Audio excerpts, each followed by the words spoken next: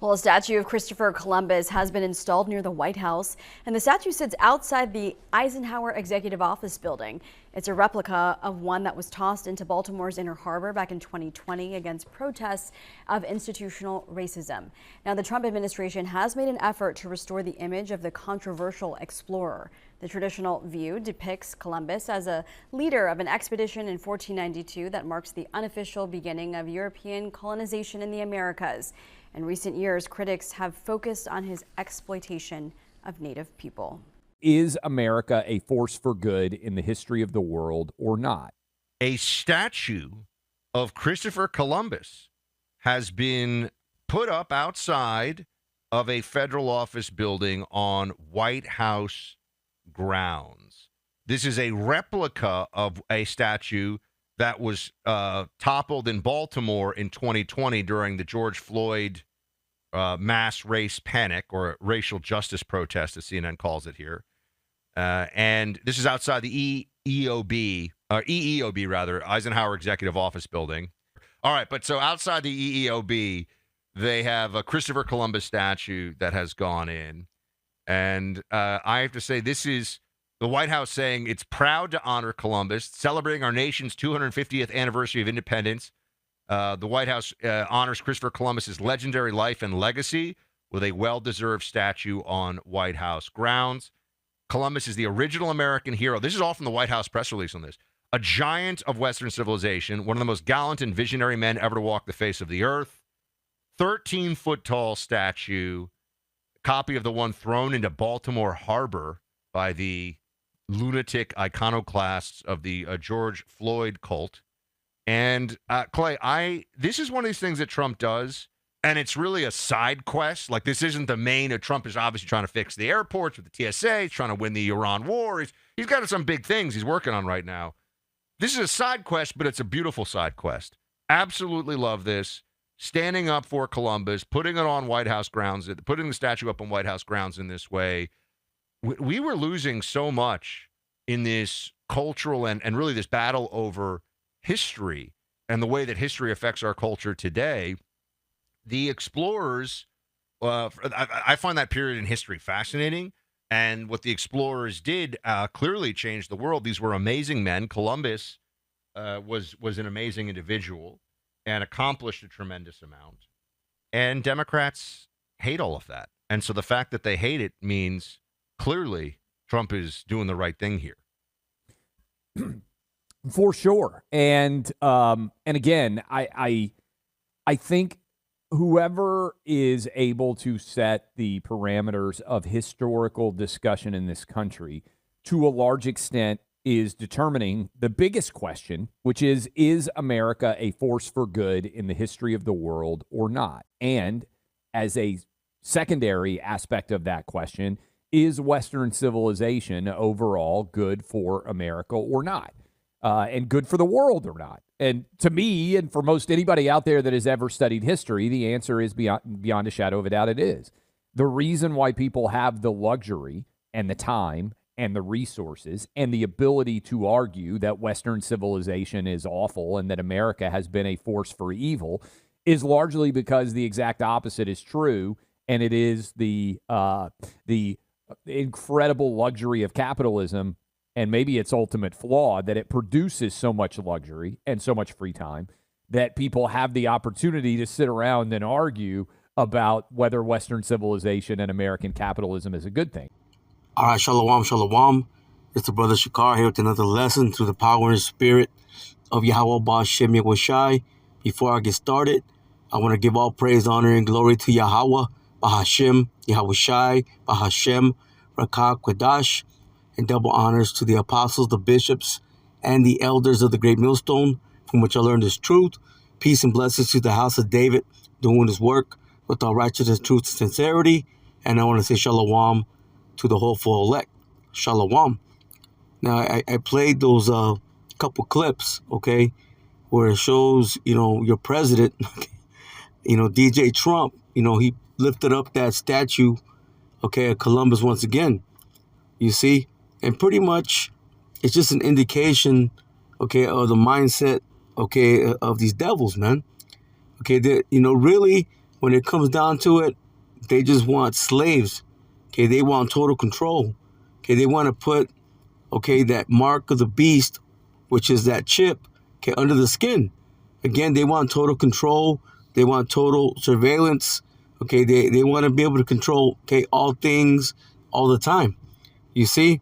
Okay, in that one video, okay, it was mentioned, okay, American capitalism was mentioned. So we're not really going to go all the way into that, but I'm going to go ahead and touch on it a little bit, and, going to prove that ultimately, okay, everything leads back to what? These devils wanting total control. Ultimately, it's all about, okay, these devils wanting to get that birthright back. But let me get into it. It says American capitalism is a mixed market economy characterized by private ownership of the means of production, where businesses, see, not the government, primarily decide what to produce, see, and how much to charge. You see, but now when it comes to so-called America, there's a mix of capitalism, okay, and socialism.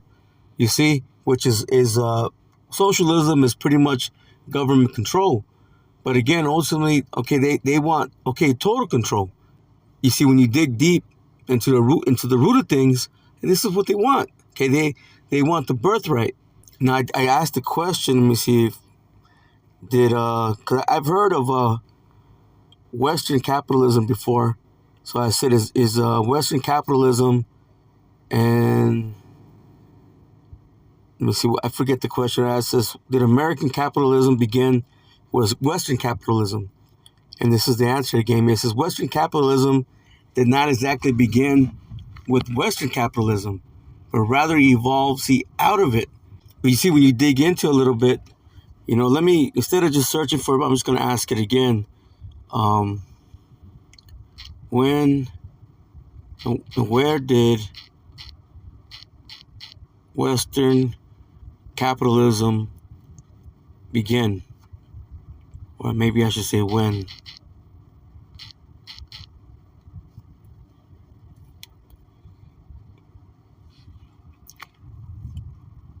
It says Western capitalism emerged in several stages, beginning with mercantile capitalism in the 14th century, and reaching its fully developed industrial form in the late 18th to 19th centuries. Now earlier, okay, let me see. Maybe it's gonna go on and tell me here.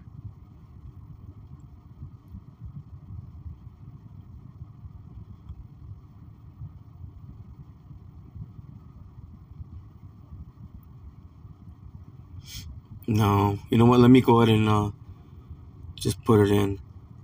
The Middle Ages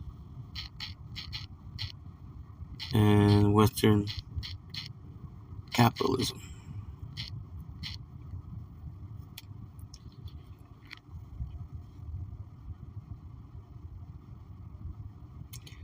You see, it says the Middle Ages didn't have capitalism as we know it, but it is where the seeds were planted. You see, so when it comes to the whole idea of capitalism, okay, that's where it originated from. Okay, the Middle Ages. Now let's look up. Let me see. Let's just put it in. What is the Middle Ages?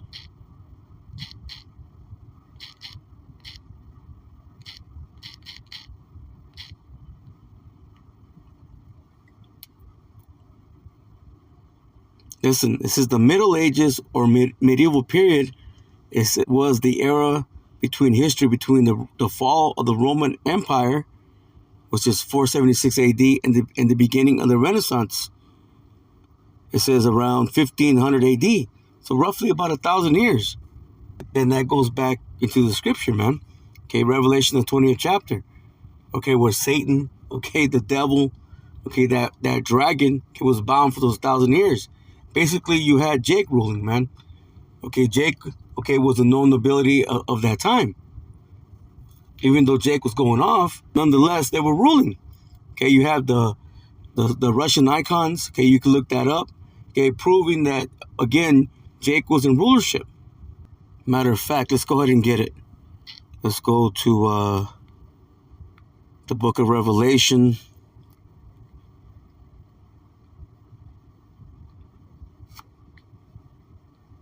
Chapter 20 and verse 1. It says, "And I saw an angel come down from heaven, having the key of the bottomless pit and the great chain in his hand." Now that angel is speaking about Yahweh Shai, and that chain represented captivity, you see.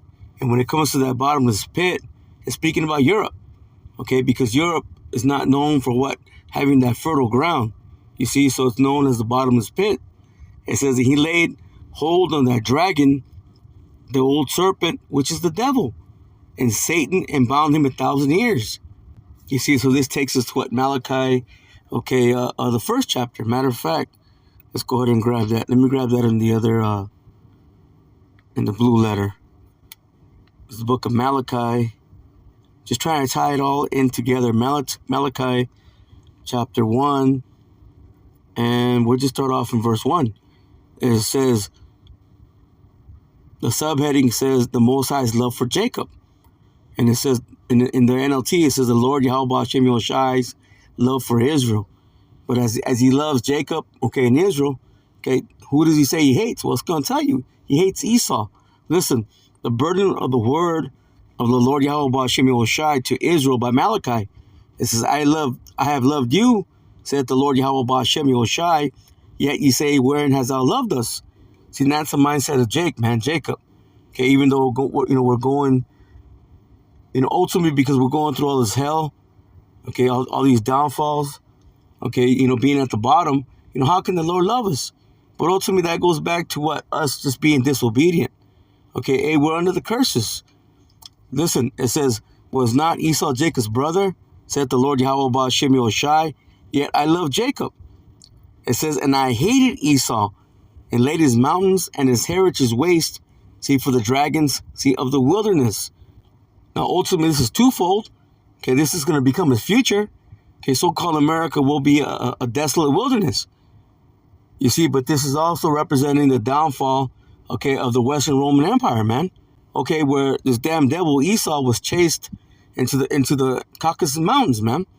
You see, he returned to his natural habitat of being that cave beast. You see, and that's also going to be, okay, his future. And ultimately, he's going to be destroyed. Listen, whereas Edom said, see, we are impoverished, we will return and build the desolate places. You see, and they did that through the Renaissance period.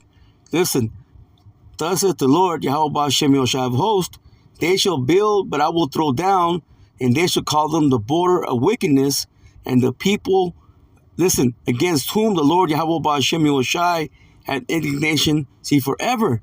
See, it's not just speaking about the man Esau. No, I'm speaking about the people. Indignation going into what? A righteous anger. So the Lord saying, yes, you're going to build back up, okay, but I'm going to throw it down. See, and that's what's coming. That's what's awaiting Esau. See, he has in his mind that he's going to bring in this new world order, okay, this wicked agenda, okay, of having full control, okay, but he's not going to get it, man. The Lord's only going to allow him, okay, to get so far. So let's go back to Revelation, the 20th chapter. It says, this is verse 2 again. It says, and he laid hold on the dragon, that old serpent, which is the devil and Satan, and bound him 1,000 years. Again, this is the time of the so-called Dark Ages, the Byzantine era. Again, where Jacob's ruling. It says, and cast him into the bottomless pit, see, and shut him up, and set a seal upon him, that he should deceive the nations no more, till the 1,000 years should be fulfilled, and after that he must be loosed, see, a little season, going into what? The Renaissance, the time of the Renaissance, that little season which, okay, he is in now. Now I'm going to jump down to verse 7, because when you go into Revelation, the 20th chapter, it speaks about two separate, okay, 1,000 year periods. Okay, the millennial reign, which when you read verses 4, 5, and 6, that's a separate 1,000 years. You see, so you got to jump down to verse 7, okay, to get the understanding. Listen, verse 7 says, and when the 1,000 years are expired, Satan shall be loosed out of his prison. You see, and this is speaking about, okay, the time of his rulership, man. Okay, the time where he was going to receive that dominion. And that goes all the way back to the book of Genesis. Matter of fact, let me grab that real quick. This is the book of Genesis, chapter 27. See, I'm going to try to get right to the point.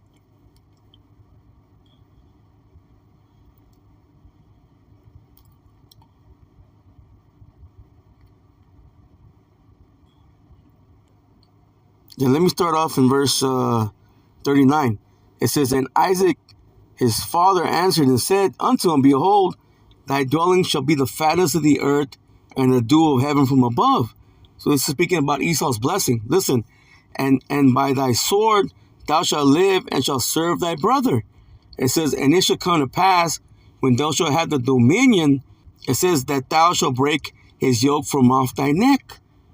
See, and that happened during the time of King Solomon. Okay, basically King Solomon went off. Okay, and then you had I believe it was Hadad, the Edomite. Okay, that rose up against Israel. Okay, but most importantly during this Renaissance period, Esau took that yoke off the neck that Jacob had upon him. Again, Jacob's ruling during the time of the so-called Dark Ages. But now finally Esau, he's in his full blessing, man. Okay, right now he's in his rulership. You see? But when it comes to that blessing, it's a temporal blessing. You see, and that's what he's fighting for. Okay, he's fighting for that eternal blessing. Okay, but it's not his. It was never his to begin with. Matter of fact, let's stay here in Genesis. Let's go to the 25th chapter. Let's show you that. Genesis chapter 25, and let me see. I'll start off in verse 21. It says, And Isaac entreated the Lord, Yahweh Ba'ashem Yahushai, for his wife, because she was barren, and the Lord Yahweh Ba'ashem Yahushai was entreated of him. And Rebekah, his wife, conceived, so she couldn't have no children. You see, so Isaac prayed to the Lord, and the Lord heard it. Listen, it says, and the children struggled together within her. It says, and she said, If it be so, why am I thus? And she went to inquire of the Lord, Yahweh Ba'ashem Yahushai. So she went to a prophet. You see, she was asking, well, if this is the blessing, then why am I feeling this way? Okay, because you had the babies, fighting within the belly, man. Okay, it was a discomfort in her. It says, and the Lord Yahweh Ba'ashem Yahushai said unto her, Listen, 2 nations are in thy womb, and 2 manner of people shall be separated from thy bowels. It says, and one people shall be stronger than the other people, and the elder shall serve the younger. Let me keep reading. It says, and when her days to be delivered were fulfilled, behold, there were twins in her womb. And the first came out red all over like a hairy garment, and they called his name Esau, Ishashua, which is wasted away is he, because he lacked that pigmentation. That's why I said it was red like a hairy garment. Now, did he come out all hairy? No. Ultimately, Esau became a hairy man, but what they would do is that they would dye ram skins and such. And basically he resembled, that redness, which is ultimately, the blood, showing through his skin. Again, he lacked, pigmentation, but he came out first. It said the elder shall serve the younger, and ultimately that's what's getting ready to come forth, man. You see, that's why Esau's fighting so hard, for that blessing. Again, but it was never his. It's being explained right here that 2 nations were going to come out of Rebekah's womb. One to be the righteous Jacob, and one to be the wicked Esau. You see, so the Lord had it play out a certain way, where ultimately Esau, he rejects that birthright. Matter of fact, if we keep reading, it says, and after that came out his brother out, and his hand took hold on Esau's heel, which is symbolic, man. When you're upon somebody's heel, it means you're getting ready to take them over. You see, and that's what's getting ready to happen, man. Ultimately, that represents Yahushai taking down the rulership of Esau. Listen, and his name was called Jacob, and Isaac was 80 years old. It says, and Isaac was 80 years old. You see, when she bare them. So basically, Isaac was 60. let me keep going. Even in the subheadings, it says here, Esau sells his birthright. It says, and the boys grew, and Esau was a cutting hunter. That's why Esau, he loves to hunt, man. Now you got Jake that does it too, but they just follow in the ways of the wicked, man. Listen, it says a man of the field. See, and Jacob was a plain man, dwelling in tents. That's why, hey man, Jake likes to chill, man. Find himself a woman, hey, get himself a little bit of alcohol, okay, watch a movie, man, and then get down, man. That's Jacob. Listen to some music. It says, and Isaac loved Esau because he did eat of his venison, but Rebekah loved Jacob. It says, and Jacob saw pottage, and Esau came from the field, see, and he was faint. And Esau said to Jacob, feed me, I pray thee, with that same red pottage, for I am faint. Therefore was his name called Edom. You see, and it wasn't even cooked, man. Okay, that's why now Esau, they like that rare meat, man. That's why they're always ordering, that steak. Okay, that's not even cooked right. It says, and Jacob said, sell me this day thy birthright. It says, and Esau said, behold, I am at the point to die, and what profit shall this birthright do to me? So he didn't care, man. He didn't consider, okay, what that was gonna do, to his lineage, man. He took none of these things into consideration.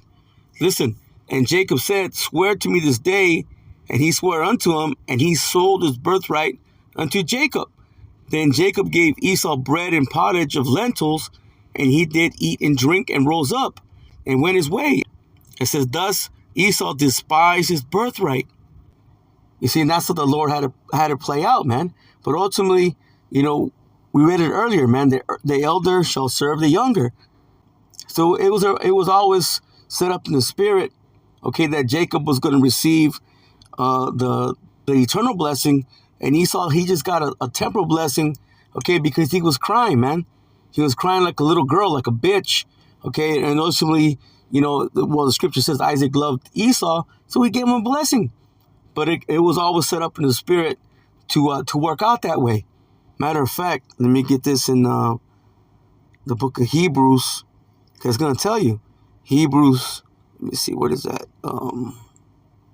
Chapter 11, I want to say around verse 20, 21 maybe.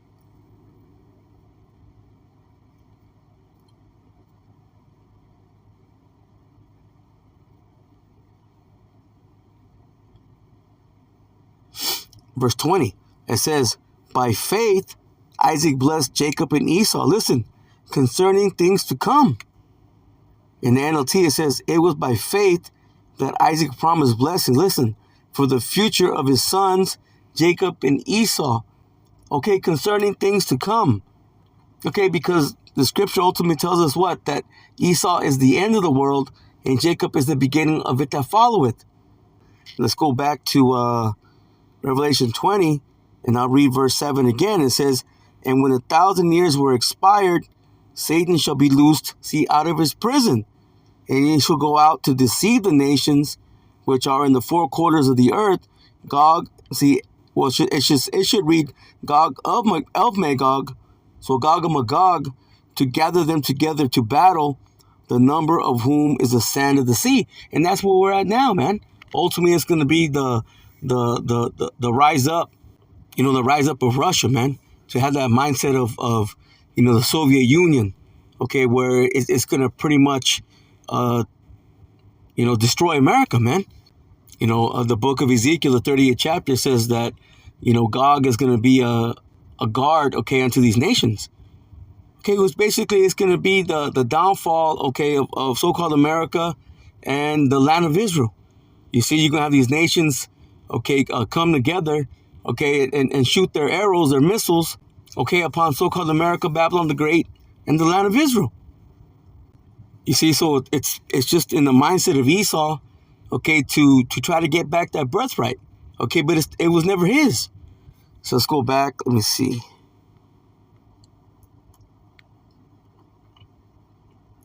Right. It says the Middle Ages. Let's go back to right here where I was looking at the AI mode. It says the Middle Ages or medieval period was the era says in European history, between the fall of the Roman Empire, it says 476 AD and the beginning of the Renaissance, around 1500 AD. So again, that's that 1,000-year period, man. Okay, where Esau, okay, went up into those caves, man. Okay, where the Lord imprisoned him. But right now he's in his little season, you see, and he's deceiving the world. But hey, we're at the end, man. Okay, we're getting ready to see the downfall of this wicked devil. But ultimately, is what they want. Okay, they want to enslave the people, man. Okay, they want that new world order agenda. Let's look up Renaissance real quick.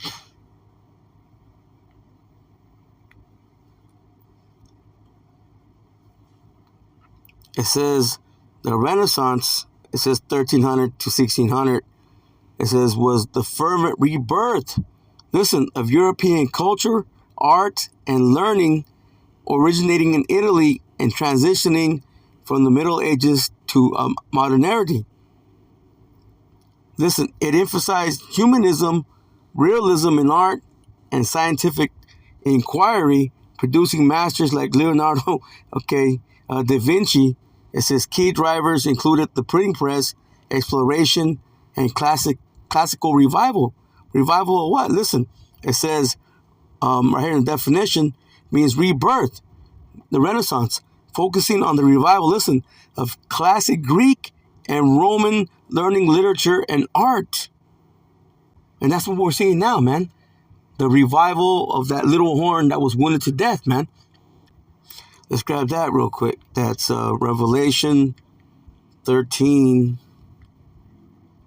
and verse 3. Listen, and I saw one of his heads as if it were wounded to death. Speaking about what the Western Roman Empire that fell. It says, and his deadly wound was healed. The Renaissance. And all the world wondered after the beast. You see, and that's what we're seeing today, man. Okay, and that's through what? The deception, the witchcraft.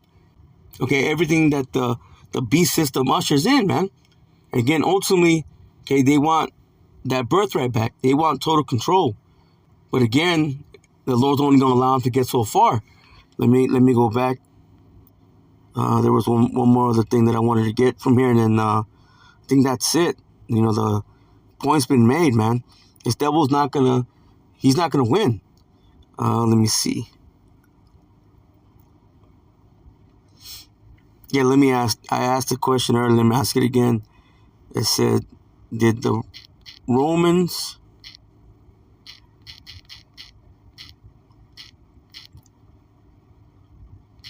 and Greeks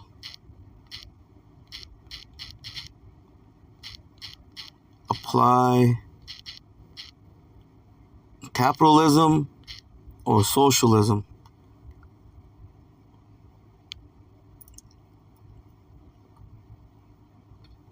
It says neither system existed in the modern sense, as capitalism and socialism are 19th century industrial concepts. However, both civilizations use elements, that resemble parts of each. Let me see.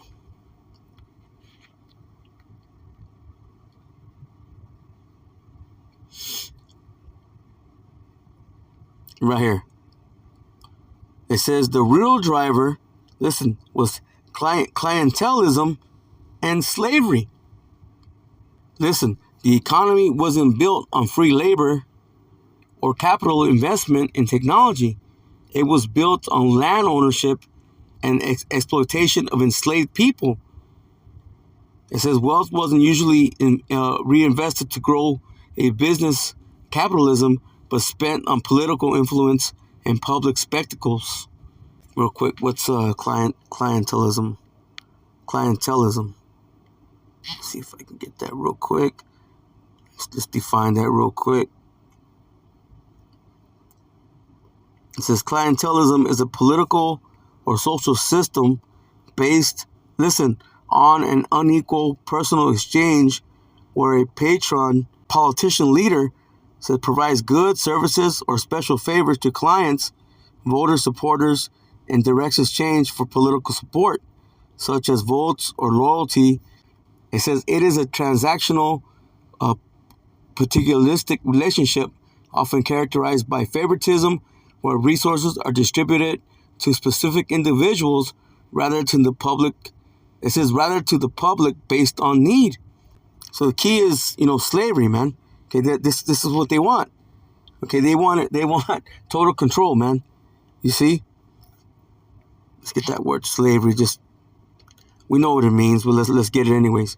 Listen, slavery is the forced labor and ownership of individuals as property, depriving them of personal liberty and self-determination, often under threat of violence.